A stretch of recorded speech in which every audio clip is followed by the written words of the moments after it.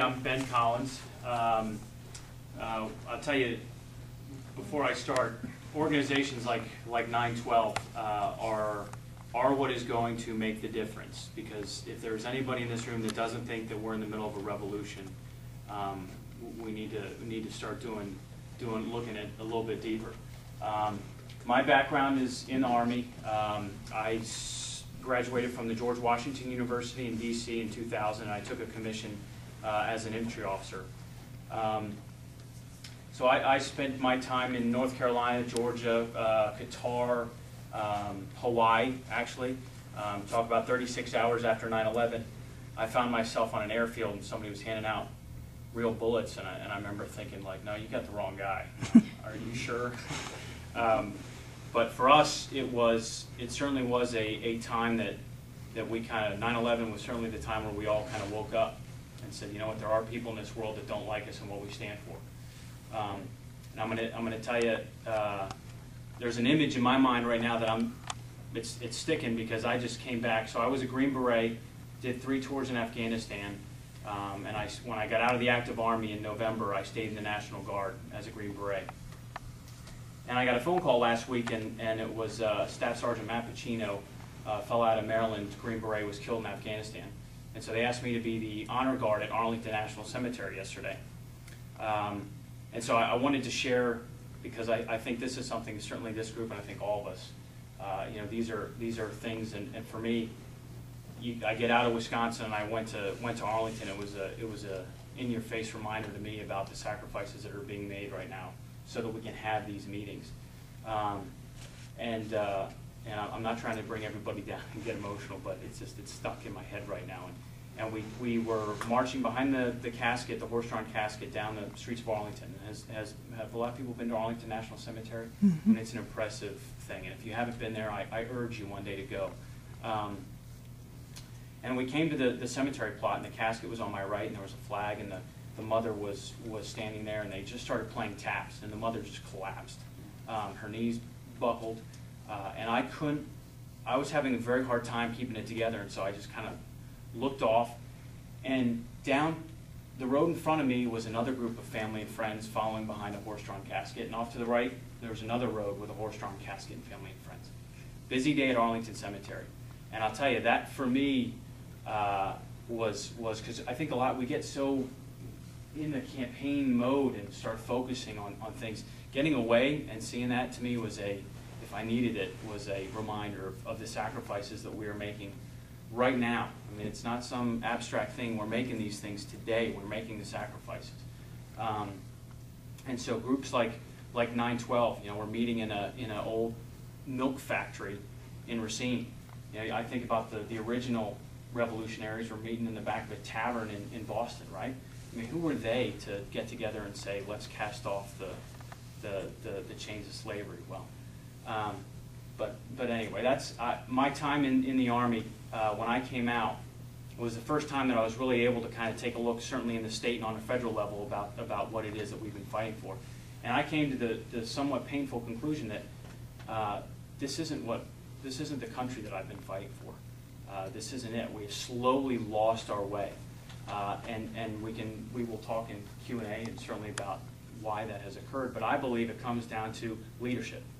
It's the leadership, and we have created a system within our government where the bureaucracy has grown to a point that it's unmanageable. Right? It's like to make any change, it's like we're trying to turn a battleship in a bathtub. I mean, it's all but impossible.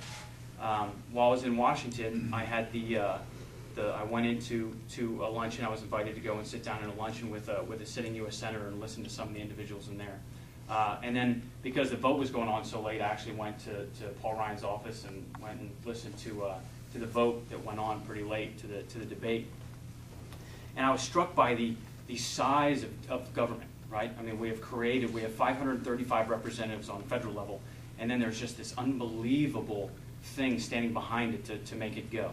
And I am a firm believer in term limits, because I believe that when you create professional politicians, when they get elected and it becomes their job, they're going to start defending that job like anybody else. And there's this whole machine in D.C. and certainly Madison that is there to influence politicians. And how you influence them, well, you either are going to help them get them money or you're going to help them get them vote, but for them, success becomes, at the end of the day, re-election. So I am a firm believer in term limits. A lot of the problems that we have, I think, stem from the leadership problem.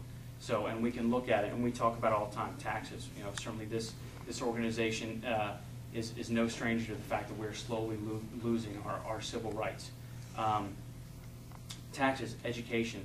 Brett is the leading guy. I mean, there's nobody that knows education more than Brett Davis. We simply are not producing students that can compete in an economy where India, now South America is becoming a provider. People are moving their manufacturing facilities to these areas, and they're producing the ability. They're producing the guys that can do these jobs. We do not. So it becomes a mismanagement, right? We have become inefficient. As lieutenant governor, you look up, lieutenant governor has no roles and responsibilities per the Constitution in definition. So it's a great position, I think, because you can make it what it is. You know, you can do with it what you will. So two things that are very important to me. Obviously, right now we have a problem with jobs, so the Department of Commerce is something that I'd want to focus on. That organization has grown to over 25 separate interagencies with about 150-odd different programs. There's no way you can run an organization like that, right? Because there is nobody that is standing there on the blame line. Nobody's that's holding the responsibility, right? Something I saw in the military all the time that the government does, and we do in the Army all the time. There's a difference between delegating authority and abdicating responsibility. And people in large government entities and the military, they tend to abdicate that responsibility so they can't be held accountable. So Department of Commerce needs to get trimmed down so it's actually moving forward. And we don't have to reinvent the wheel. Mitch Daniels in Indiana, he's done some phenomenal things. He created the Indiana Economic Development Corporation, and I think to the tune of 60,000 jobs they've brought in so far. So, and also, I believe that we are in a revolution. I really do. And I think that the only way for people to take notice on a national level is if we create progress on a state that forces. I mean, that's going to be it, right? It's going to be that states start demanding their own rights, actually get positive results, so people actually do what they say they're going to do. We get the results, and then states on our left and our right are going to be forced to look and say, hey, if Wisconsin was able to turn around their job market, maybe we can too.